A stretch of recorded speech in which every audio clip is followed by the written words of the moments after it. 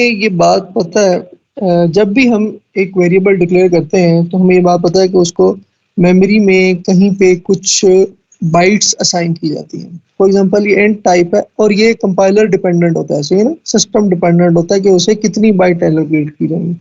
तो अभी हम जो कर रहे हैं विंडोज में और ये विजुअल स्टूडियो में, जब इंट इंट var डिक्लेयर करते हैं तो जाहिर है इंट एक टाइप है, उसका एक वेरिएबल क्रिएट होता है और 50 उसकी वैल्यू है। तो इंटीजर टाइप की वेरिएबल हमें पता है इसको 4 बाइट्स एलोकेट की जाती हैं। ये 4 बाइट्स मेमोरी में कहीं पे इसे एलोकेट की जाएंगी इस प्रोसेस की एड्रेस स्पेस में। एड्रेस स्पेस क्या होती है ये मुझे आप बताइएगा, मैं आपको थोड़ी देर बाद बताता हूँ। तो ये जब इसे 4 बाइट्स एलोकेट की जाती हैं तो जाहिर है इसे जहाँ पे एलोकेट की गई है मेमोरी उसका कोई एड्रेस होगा, क्योंकि मेमोरी जो है वो क्या है, बाइट एड्रेसेबल है। मेमोरी बाइट्स में डिवाइड हुई है, हर बाइट को एक्सेस किया जा सकता है। सी इसे कहते हैं बाइट ग्रैनुलर। तो मेमोरी जो होती है ना वो बाइट ग्रैनुलर होती है, ठीक हो गया। तो ये जो है बेसिकली जब हम एक वेरिएबल डिक्लेयर करते हैं तो उससे एसोसिएटेड क्या है, एक उसका एड्रेस है, एक उसकी वैल्यू है, ठीक है। जब हमने पहले पढ़ा था तो हमने कहा था कि जब वेरिएबल डिक्लेयर करते हैं तो एक उसकी टाइप होती है और एक क्या होती है, उसकी एलोकेटेड मेमोरी होती है। तो अब एक और चीज है कि भाई उस एलोकेटेड मेमोरी का, जहाँ पे से मेमोरी एलोकेट की गई, कोई एड्रेस भी होगा और वो एड्रेस हमने किस तरह, वो हम उसे आउटपुट करवा सकते हैं, हम उसे गेट कर सकते हैं। जब हम वेरिएबल का नाम लिखते हैं, मैं सी आउट करूंगा वेरिएबल का नाम लिख के ऐसे, तो ये क्या शो करेगा जहाँ पे मैंने क्वेश्चन मार्क लगाया?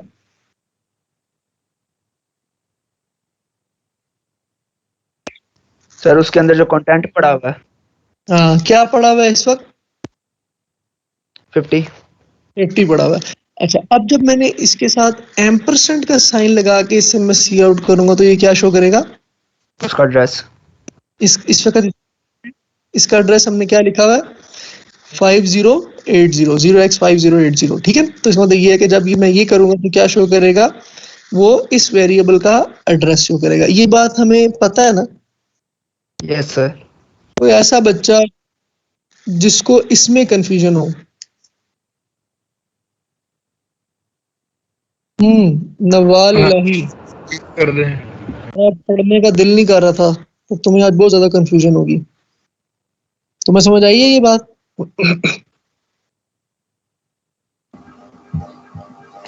जी सर, सॉर्ट ऑफ। सॉर्ट है क्या मतलब? सॉर्ट ऑफ का क्या मतलब है? आई है या नहीं आई? हाँ या नहीं? हाँ जी, 100% आ गई, बेहतरीन हो गया। तो ये बेसिकली वेरिएबल है और उसका एड्रेस है, ठीक हो गया। इसी तरह हमने जब अरे पढ़ी तो हमने कहा कि जब हम एक अरे डिक्लेयर करते हैं तो ये मैंने मेमोरी बनाई हुई है, ठीक है। तो 5 की अरे डिक्लेयर की है तो जाहिर है इसका 0th इंडेक्स है, फर्स्ट इंडेक्स है, सेकंड इंडेक्स है। तो 0 की 4 बाइट्स हैं, ये देखें, ये मैंने ना बनाया हुआ है 1 2 3 4। तो ये 4 डब्बे बनाए हुए हैं, 4 बाइट्स इसे मिली हैं, फिर 1 वाले को 4 बाइट्स मिली हैं, फिर 2 पे। तो बेसिकली अरे क्या होती है? अरे बेसिकली कलेक्शन ऑफ वेरिएबल ही होता है ना, सही है ना। मैं int A B C D E F 5 इस तरह वेरिएबल बना लूँ या इंट ए आर आर 5 करके अरे डिक्लेयर कर लूँ। इफेक्टिवली तो क्या होगा, 5 वेरिएबल्स ही हैं। बस अरे के अंदर एक एडिशनल एक एट्रीब्यूट होता है अरे का, कि ये जो एलिमेंट्स होते हैं ये कॉन्जेक्टिव होते हैं। कॉन्जेक्टिव समझते हैं क्या होता है? हाँ जी। तो ये नहीं होगा कि अगर पहले एलिमेंट का आपको एड्रेस पता है तो दूसरे का क्या होगा, दूसरे का एड्रेस क्या होगा। फॉर एग्जाम्पल अगर इंटीजर टाइप है तो 4 बढ़ा देंगे, कैरेक्टर टाइप है तो 1 बढ़ा देंगे, सही है ना। तो ये अरे मैंने डिक्लेयर की, ये इस तरह वैल्यूज होंगी 0 1 2 3 4 4 तक। इसके अंदर इससे एसोसिएटेड क्या चीज है, 5 एलिमेंट्स है, पांचों को एक्सेस किया जा सकता है। किस तरह एक्सेस किया जा सकता है? जिस तरह ये मैंने लिखा था, 2 लिखूंगा तो ये 30 डिक्लेयर कर देगा, 0 लिखूंगा तो ये 10 करवा देगा, 4 लिखूंगा तो जो 50 को डिक्लेयर कर दे, आउटपुट करवा देगा, ठीक है, सही है। और इसी तरह अगर मैं क्या करूंगा, मैं ये करूंगा एम्परसेंड का साइन इसके साथ लगाऊंगा तो फिर क्या होगा इस डब्बे में, ये देखो ये एम्परसेंड का साइन अगर मैंने साथ लगाया है ARR 00, तो ऑब्वियसली क्या करेगा, ये जीरोथ एलिमेंट का एड्रेस शो कर देगा। जीरोथ एलिमेंट का एड्रेस क्या है इस केस में, क्या लिखा है?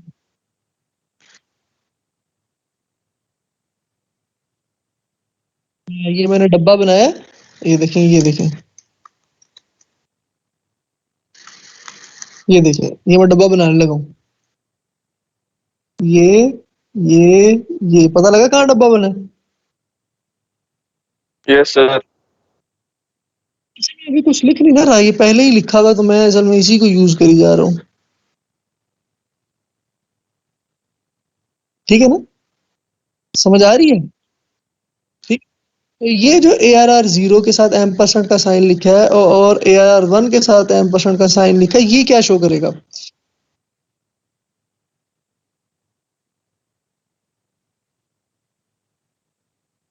क्या एड्रेस है? ये जो मैंने अभी हाइपोथेटिकल एग्जांपल लिखी हुई है, इसमें क्या एड्रेस है 0 वाले का?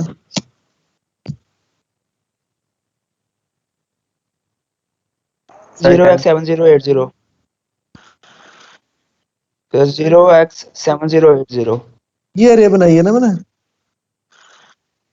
ये अरे बनाई है, तो ये इसका 0। और सेकंड वाले का एम्परसेंड AR का,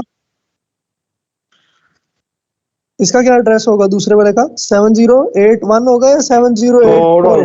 84 होगा 84 सर। होगा। एक्स। तो इसका मतलब ये है कि अगर मुझे बेस इंडेक्स का अरे का एड्रेस पता है, तो मैं किसी भी इंडेक्स का एड्रेस कैलकुलेट कर सकता हूँ, मैं ऐड कर सकता हूँ, सही है ना? फॉर एग्जांपल अगर मैंने सेकंड वाले इंडेक्स का करना है, तो फॉर्मूला लिखे लिखे फॉर्मूला क्या होगा? ये होगा base plus size of, size of से मुराद ये है कि टाइप का साइज जो भी है, इसके इसमें 4 है, और इनटू ये क्या होगा, यहाँ पे ऑफसेट होगा, कोई भी इंडेक्स है, ठीक है ना? तो सर उसको बेस का कैसे पता लगेगा? बेस ही लिखी हुई है ना, ओके। बेस से कैसे पता लगेगा? नेम ऑफ अरे क्या होता है? स्टार्टिंग ऑफ द यानी जीरो इंडेक्स ऑफ द अरे होता है। जीरो इंडेक्स नेम ऑफ अरे, खाली में ARR लिखता हूँ अगर,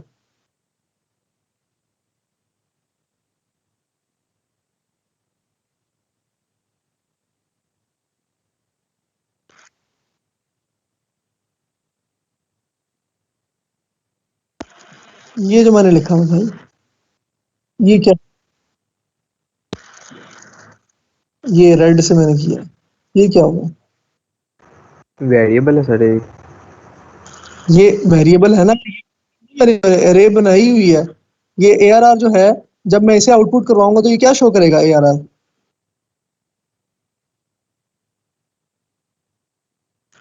ये 10 करेगा ARR, खाली ARR, ये नजर आ रहा है ना भाई, जो मैंने डब्बे में लिखा है? सर ये सर उसका इंडेक्स 0x7080 कराएगा, एड्रेस ये एड्रेस कराएगा जब हम किसी भी एड्रेस अरे को करवाएगा वैसे सर। कराते हैं। जी सर, 0 इंडेक्स का एड्रेस करवा देगा। एग्जैक्टली तो इसका मतलब ये है कि ये जो हमने ये लिखा हुआ है एम्परसेंट ARR 0, इसकी वैल्यू और ARR ये दोनों जो है ना सेम होंगी, सही है ना? क्लियर है ना ये बात? Yes sir. अभी हम पुरानी चीजें कर रहे हैं, सही हो गया? तो इसका मतलब ये है कि ये हमारे पास कोई भी वेरिएबल है, एक उसका मेमोरी एड्रेस होता है और उसकी वैल्यू होती है, दोनों चीजें एक्सेसिबल है, ठीक है? एक एड्रेस जिस जगह पे उसे मेमोरी असाइन की गई है, और एक वैल्यू ये उस जगह पे जो इस वेरिएबल की वैल्यू है, ठीक है? तो ये 10 20 30 बेसिकली क्या है, ये वैल्यूज है एट द इंडेक्स 0 1 2 पे, और इसके एड्रेस क्या होंगे? 7080, अगला होगा 7084, अगला होगा 7084, अगला होगा 70812, ठीक है ना?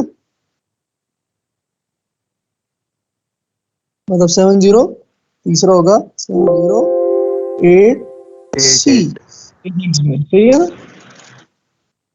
और अगर ये डेसिमल में होगा तो सारा 812 हो जाएगा, ठीक हो गया? सर अभी तो 88 होगा, 7088 ठीक हो होगा गया? पहले। तो मेमोरी के बारे में हमने बात की। जी बेटा,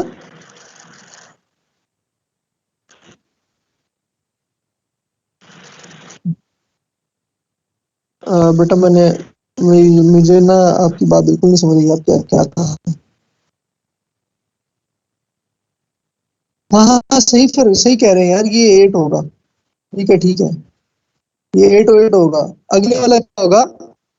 708 8C। सी होगा, ठीक? अगर हम उस नेक्स्ट में बात कर रहे हैं, ठीक हो गया, बिल्कुल सही।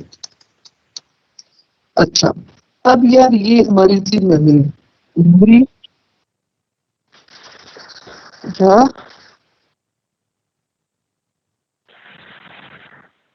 हाँ यार, वो हेक्स में हमें पता है ना, हेक्स में क्या होता है, 10 ABCDEF चलता है ना,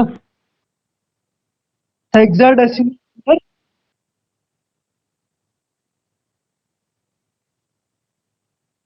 ठीक हो गया या नहीं? क्या हो सर आपकी आवाज नहीं आ रही सही। गया? अच्छा, एक मिनट मैं रीज्वाइन करता हूँ, ठीक है?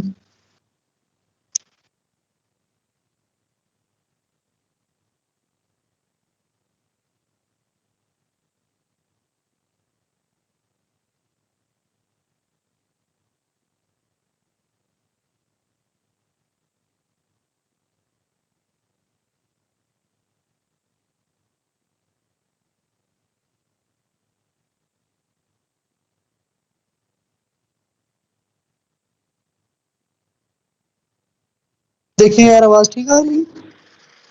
यस सर, सही आ रही है। Yes sir. अच्छा, चलो।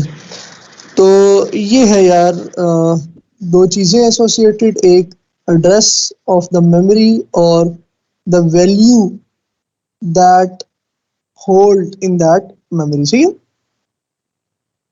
ठीक है ना? तो एक है value that is stored on the memory और एड्रेस ऑफ दैट मेमोरी, ठीक है? ये दो चीजें हैं, सही हो गया। अब ये जो हमारी रैम है, हमें पता है रैम है बाइट एड्रेसेबल, हर बाइट का एड्रेस है, ठीक है? लेकिन आप ये नहीं कर सकते कि आप एक बाइट के अंदर कितनी बिट्स होती हैं? 8 bits। 8 बिट। नहीं सर, 32। 8 4 तो 32 हो गया। 8 बिट्स होती हैं। भाई एक के पूछ रहे हैं। एक बाइट में 8 बिट्स होती है ना, तो ये जो यस सर। 8 बिट, इनको नहीं, इन्हें नहीं एक्सेस किया। बिट जो है ना, सबसे स्मॉलेस्ट यूनिट है हमारी मेमोरी का, ऐसे ही है ना? Yes sir. ठीक है। तो 8 बिट से एक बाइट बनती है और मेमोरी जो है वो एक बाइट एक्सेस कर सकती है, लेकिन बाइट से छोटी बिट एक्सेस नहीं की जा सकती। बिट को एक्सेस करने के लिए मुझे फिर वो क्या कहते हैं, हमारे पास ऑपरेशंस होते हैं, लॉजिकल ऑपरेशंस होते हैं, जिससे हम बिट्स भी एक्सेस कर सकते हैं। जाहिर है वो मुझे किसी बाइनरी लॉजिक के थ्रू निकालना पड़ेगा, सही है? 12। तो ये 000000 से शुरू ही मेरी मेमोरी की एड्रेसिंग, और जाहिर है 111111 जितनी बिट, जितनी क्या कहते हैं मेमोरी है, उतनी एंड में तो ये 11 आ जाएंगे, FFF आ जाएंगे। तो आखिरी एड्रेस जाहिर है ऑब्वियसली FF होगा, इनिशियल 000 होगा। ठीक हो गया। तो ये बीच में मैंने क्या लिखा हुआ है, 0xFF20 भी लिखा हुआ है। तो ये मैंने यहाँ पे ये समझाने की कोशिश की थी कि ये जो हमारा, नॉर्मली हम इसको हेक्स में इसलिए लिखते हैं क्योंकि जो हेक्साडेसिमल होता है ना, फॉर एग्जांपल हेक्स का एक नंबर लिखता हूँ 128C, तो हेक्साडेसिमल में इसलिए किया जाता है क्योंकि हेक्साडेसिमल का जो एक एक होता है ना, बेसिकली ये कोरस्पॉन्ड करता है 4 बिट्स को। बात समझ आ रही है? ठीक है। तो जो प्योर होता है बेसिकली हेक्साडेसिमल नंबर का, वो एक बाइट होती है, ठीक है ना, मतलब 16 बिट्स होती हैं।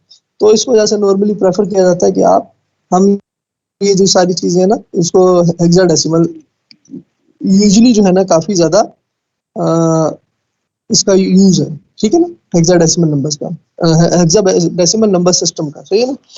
अच्छा, अब यार हमने एक चीज पढ़नी है जो बेसिकली क्या है, हम शुरू करेंगे ये सारे कॉन्सेप्ट्स को समझने के बाद हमने पढ़ना है पॉइंटर्स, पॉइंटर इन C++। ठीक है। तो पॉइंटर एक ऐसी बेसिकली डाटा टाइप है जो बेसिकली किसी कोई भी एड्रेस होल्ड कर सकती है। अभी हमने देखा ना, मेमोरी बेसिकली क्या है, मेमोरी के एड्रेसेस हैं, ठीक है ना। तो ये एड्रेस किसी भी कोई भी एड्रेस होल्ड कर सकता है पॉइंटर। पॉइंटर एक ऐसी डेटा टाइप है जो बेसिकली एड्रेस होल्ड कर सकती है, सही। अब कैसे इसको कैसे यूज करते हैं, कैसे लिखा जाता है? फॉर एग्जांपल मैंने लिखा, एक लिखा इंटीजर वेरिएबल इक्वल्स, मैंने लिखा 50। तो मैं चाहता हूँ कि इस वेरिएबल का है कोई रैंडम एड्रेस तो नहीं होगा ना, किसी वेरिएबल का एड्रेस ही होल्ड करेंगे, किसी अरे का एड्रेस होल्ड करेंगे, यही हो सकता है ना। किसी फंक्शन के नाम, फंक्शन का एड्रेस होल्ड किया जा सकता है 12। तो ये एक वेरिएबल हमारे पास इंटीजर। अच्छा भाई, ये समझ आई है ना पॉइंटर क्या करता है? अब इसके फायदे क्या हैं, इसकी जरूरत क्या है, इसके बेनिफिट्स क्या हम देखते हैं। लेकिन ये कर क्या सकता है, इसकी कैपेबिलिटी है कि क्या कर सकता है, कोई भी एड्रेस होल्ड कर सकता है, सही है। फॉर एग्जांपल अगर मैंने इंटीजर वेरिएबल का एड्रेस होल्ड करवाना है तो मुझे इंटीजर टाइप का ही एक पॉइंटर बनाना पड़ेगा, ऐसे, ठीक है। ये बेसिकली ये क्या बता रहा है, स्टैटिक बताता है कि आगे जो डिक्लेयर होने लगा ना, ये पॉइंटर डिक्लेयर होने लगा। और नल ये बता रहा है कि अभी ये किसी को पॉइंट नहीं कर रहा, ठीक है ना, अभी इसके पास कोई एड्रेस नहीं है। और this is ptr equals to var, ये लिखा जा सकता है। var क्या है? जब मैं सी आउट करता हूं var तो क्या है? var को सी आउट करूंगा तो क्या होगा, क्या शो होगा? 50। तो क्या 50 असाइन हो सकता है दोबारा प्राप्त ptr? करेगा। मैंने कहा कि मैंने एक सर पॉइंटर कौन डिक्लेयर किया और एक वेरिएबल डिक्लेयर किया और मैंने ये स्टेटमेंट लिखी। अब मैंने पूछा है आपसे, सर पूछा ऊपर ये क्या किया आपने, इंट मल्टीप्लाई बाय पीटीआर, ये क्या चीज है? आपको बता, आप सुन नहीं रहे थे? सर कॉल ड्रॉप हो गई थी। हाँ, हम पॉइंटर्स पढ़ने लगे हैं। तो पॉइंटर एक ऐसी टाइप है जो एड्रेस को होल्ड कर सकती है, किसी वेरिएबल का, किसी अरे का एड्रेस होल्ड कर सकती है, ये एड्रेस स्टोर कर सकती है। जिस तरह इंटीजर क्या है, इंटीजर एक इंटीजर var, इंटीजर एक ये एक ऐसा वेरिएबल डिक्लेयर करेगा जो इंटीजर टाइप की नंबर स्टोर कर सकता है। तो अब मैंने ये इंट स्टैरिक लिखा, ये एक ऐसी टाइप है जो क्या कर सकती है, किसी भी इंटीजर वेरिएबल का एड्रेस होल्ड कर सकती है। बात समझ आ रही है? एक्सटैरिक हमारा वो एड्रेस होल्ड कर सकती है पूरे वेरिएबल का। इंट स्टैरिक, ये इंटीजर टाइप का पॉइंटर डिक्लेयर होने लगा है। ये एक ऐसा वेरिएबल डिक्लेयर होने लगा है जो इंटीजर वेरिएबल का एड्रेस होल्ड कर सकता है, स्टोर कर सकता है, ओके। ठीक है। इंट स्टैरिक कि मैं इंटीजर का पॉइंटर डिक्लेयर करने लगा हूँ, इंटीजर का ऐसा पॉइंटर डिक्लेयर करने लगा हूँ जो इंटीजर वेरिएबल का एड्रेस होल्ड, इंट टाइप के वेरिएबल का एड्रेस होल्ड कर सकता है। बात समझ आई है? Yes sir. ठीक हो गया, ठीक हो गया ना। ये तो int asterisk, this is basically a pointer to integer, ठीक है ना। ptr pointer, ptr to integer, सही है ना? बात समझ आ रही है? सर सिर्फ पीटीआर हमारे पास एक वेरिएबल है या फिर ये पूरी एक कंडीशन ही ऐसे लिखते हैं हम? भाई पकोड़ा लिख ले यार, क्या कर रहा है?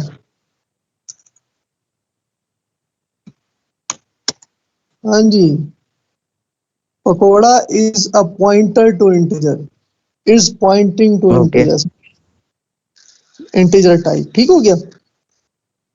तो अब ये जो मैंने पकोड़ा लिखा है, ये क्या है, ये स्टेटमेंट क्या है, इससे अगली स्टेटमेंट क्या है, क्या ये करेक्ट स्टेटमेंट है?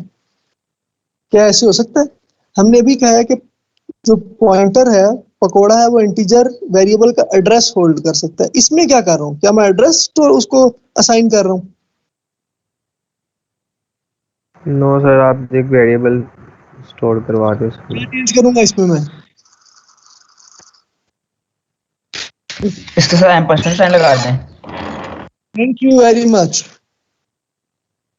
My dear son, thank you very much. ये ले लो, ठीक है ना। This is a false statement, ये नहीं हो सकता। This is the correct statement. अब मैंने क्या किया, नाउ उसका एड्रेस पहली लाइन में हमने एक इंटीजर वेरिएबल डिक्लेयर किया, दूसरी वेरिएबल में हमने एक इंटीजर टाइप का पॉइंटर डिक्लेयर किया, तीसरी लाइन ज़रा गलत थी बेसिकली। ये जो सही तीसरी लाइन है इसमें हमने क्या किया, हमने जो इंटीजर पॉइंटर था इसके अंदर वेरिएबल का var का एड्रेस स्टोर करवा दिया। ठीक है, तो var को अगर मेमोरी में कहीं पे जगह एलोकेट की गई है और उसकी एड्रेस है 5080 जहाँ पे 4 बाइट्स से एलोकेट की गई हैं और उनमें क्या पड़ा हुआ है 50 पड़ा हुआ है, तो अब जो पकोड़ा है इसको मैं सी आउट करूंगा तो ये क्या शो होगा,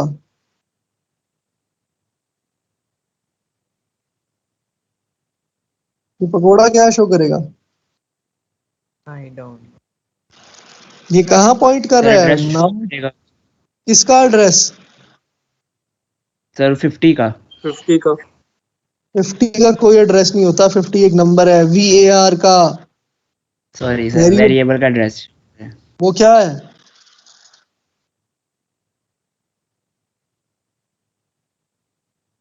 क्या है वो की हाइपोथेटिकली हमने क्या लिखा हुआ है इस केस में, थैंक यू 5080। तो यार इसका मतलब ये है कि ये हमने क्या किया, एक पॉइंटर डिक्लेयर किया और उसने पॉइंट करना शुरू कर दिया var को। अब हमारा जो ये var है इसको ये दो जगह पर, जिस तरह हम बाय रेफरेंस पास करते थे तो मेन से भी चेंज कर सकते थे और मेन में भी चेंज हो सकता था और फंक्शन में भी चेंज हो सकता था। ये भी वही एक केस डेवलप हुआ है, ये क्या कर रहा है और ये var भी किधर पॉइंट कर रहा है, var को थ्रेड कर दिया है, इधर पॉइंट कर रहा है, सही है। तो अगर मैं ये तो मैंने लिखा ना ये एड्रेस है, अच्छा अब इसने ये एड्रेस तो स्टोर कर लिया, अब प्रॉब्लम ये है कि इस एड्रेस पे जो वैल्यू पड़ी हुई है क्या वो मैं डी रेफरेंस कर सकता हूँ, क्या वो मैं गेट कर सकता हूँ, हाँ मैं कर सकता हूँ। मैं इस वेरी पॉइंटर के साथ जब स्टैरिक का साइन लगा के इसे सी आउट करूंगा, मतलब इस इकट्ठे को सी आउट करूंगा, तो ये क्या सी आउट करेगा, अब ये 5080 नहीं, अब ये वो वैल्यू देगा और वो वैल्यू क्या है 50। बात समझ आ रही है, लाइक सर हमने इनकोड और डिकोड करने के लिए स्टैटिक इस्तेमाल किया है हमने, एड्रेस Data लेने के लिए भी स्टैटिक और एड्रेस से चेंज करने के लिए भी हमने उसको स्टैटिक इस्तेमाल किया। क्या किया, अब जब ये पॉइंटर बन गया तो पॉइंटर की दो वो हैं, एक क्या है, एक ptr सी आउट कर रहा हूँ और एक क्या कर रहा हूँ, एक स्टैरिक ptr कर रहा हूँ। तो जब मैं ptr करूंगा ये बेसिकली एड्रेस शो कर देगा, वो जो एड्रेस पॉइंट जिस पे पॉइंट कर रहा है, और ये उस एड्रेस पे पड़ी हुई, जब मैंने तो बेसिकली क्या कर रहा है, ये 5080 कर रहा है, और जब स्टैरिक ptr करूंगा तो ये वहां पे क्या पड़ा हुआ था, 50 पड़ा हुआ था, इसने वो शो कर दिया। क्लियर है यार, यस सर। एक लंबी सी Yes, सांस sir. लें और 2 मिनट इसको सोचें। हाँ जी, ptr पॉइंटर पॉइंटिंग, अब एक और भी है, देखें अब ये उसी एड्रेस पे पॉइंट कर रहा है ना, तो अगर मैं ptr में चेंज करूंगा तो क्या वेरिएबल चेंज हो जाएगा, var चेंज हो जाएगा, ऑब्वियसली वो भी चेंज हो जाएगा, ऐसे ही होता था ना।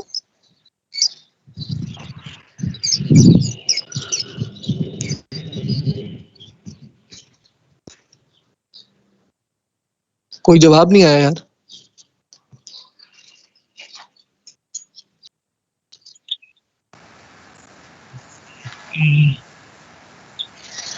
नहीं यार, वो जब हम ptr लिखते थे चलो छोड़ो जो भी मैंने कहा, अब मैं सर सिर्फ एक क्वेश्चन बात रिपीट बताऊं। कीजिएगा अपना।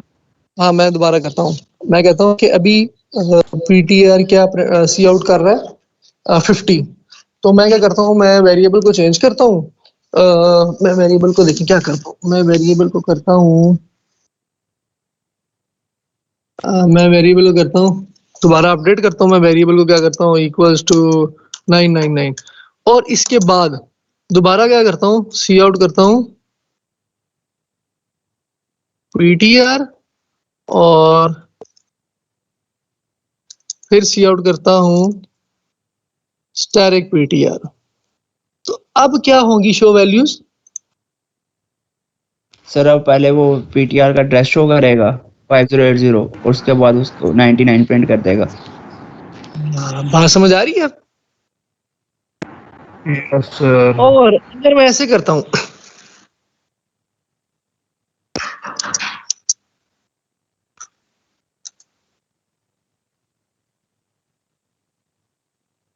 अब क्या होगा?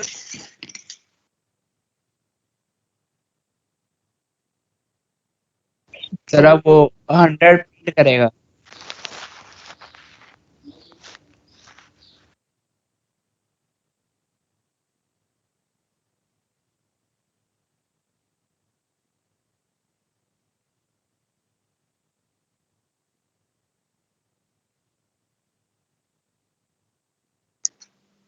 जी भी फहीम, क्या कह रहे हो तुम? सर अब 100 प्रिंट करेगा वो।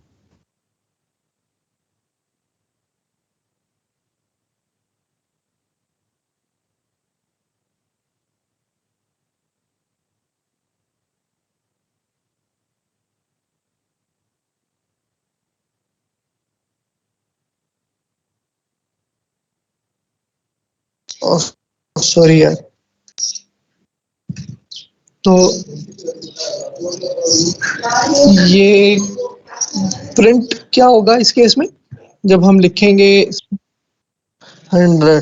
तो इसका मतलब ये है कि हमारे पास अब एक ही जो वैल्यू है वो बेसिकली चेंज, जाहिर है वो जो वेरिएबल है वहां से तो चेंज होगा ही होगा, और हमारे पास एक और भी अब पॉइंट है जो बेसिकली क्या है, पीटीआर का, इसे इनडायरेक्ट एक्सेस है, हम उसे चेंज कर सकते हैं। अब जहां बेशक पीटीआर से चेंजेस आए वो वीआर में रिफ्लेक्ट होंगी, वीआर से चेंजेस आए वो कहाँ रिफ्लेक्ट होंगी?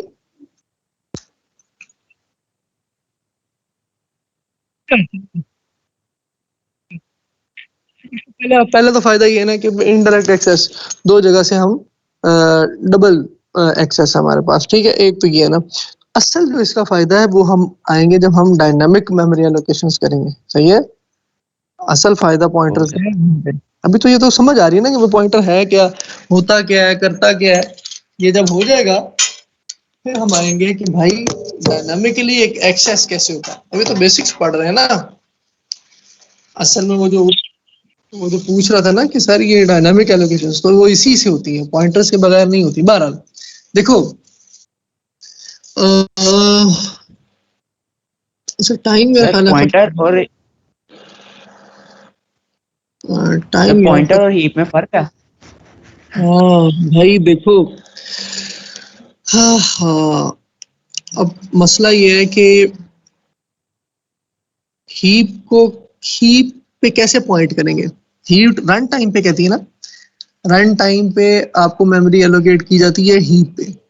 तो जाहिर है जब रन टाइम पे आप एलोकेट करेंगे तो आपको कैसे पता लगेगा, कहीं पे आपको मेमोरी असाइन होगी तो जाहिर है उसका एड्रेस ही मिलेगा ना आपको, यस। ठीक है ना। वो एड्रेस आप कहाँ स्टोर करवाएंगे? तो अगर आपके पास पॉइंटर नहीं होंगे तो आप जाहिर है हीप को यूज नहीं कर सकते, और हीप को यूज नहीं करेंगे तो डायनामिकली आप मेमोरी एलोकेट नहीं कर सकते। कुछ आ रहा है अकल शरीफ में?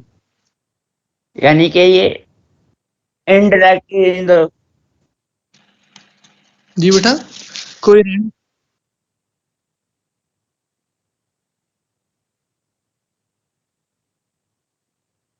वेरिएबल आप बताएं, वेरिएबल रन टाइम पे डिक्लेयर हो सकता है, नया वेरिएबल बना सकते हैं रन टाइम पे? जी हम सर क्लास लीव कर दें, नेक्स्ट क्लास स्टार्ट हो रही है। अरे का साइज 10 है, रन टाइम पे अरे का साइज 50 कर सकते हैं? जी ठीक। वो तो कोड लिखने से पहले प्री कंपाइलेशन पे कुछ डिसाइड करते हैं, रन टाइम पे नहीं कुछ डिसाइड हो सकता। फॉर एग्जांपल मैंने फाइल ओपन की है और मैंने 1000 बाइट की एलोकेट अरे बना के की है, फाइल में एलिमेंट निकले हैं 50, तो 9950 एलिमेंट की जो अरे बनाई थी वो तो जाया होगी ना, है ना। तो अगर हम डायनामिकली एलोकेट कर सकते हो तो हम रन टाइम पे ही साइज फाइंड करके उसके मुताबिक फाइल का साइज बनाएंगे, अरे का साइज बनाएंगे, अपने वेरिएबल का साइज। क्लियर है ना यार ये बात? यस। चलें फिर यार, ये जो है ना, अभी क्लास का टाइम खत्म हो गया है, नेक्स्ट क्लास में हम जरा इसे दोबारा से देखेंगे, सही है। आप जरा इसको थोड़ा सा देखिएगा भी, जरा पढ़िएगा थोड़ा सा पॉइंट।